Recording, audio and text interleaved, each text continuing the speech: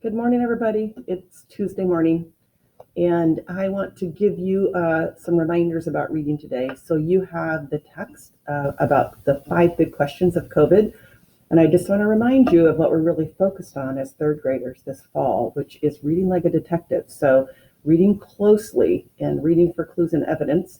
We're also learning how to include a question as part of our answer, and then learning to answer questions using evidence from the text and actually being able to cite that evidence.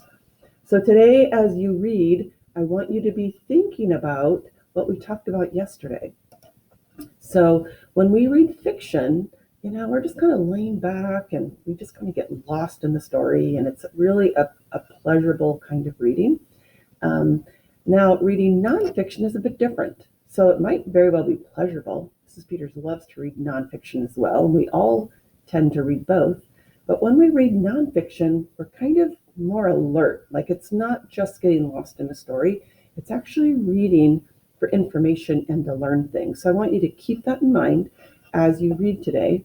I also want you to think about those ideas, the things we do to get ready to read nonfiction, like revving up our brain. We thought about a motorcycle, and that means these things.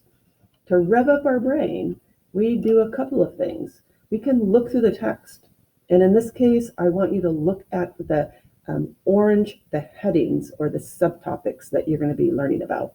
And it'll give you an idea of what you're going to learn. And then you might be thinking, well, what do I already know about this? Because certainly at this point, some of us have really learned a lot about the coronavirus already.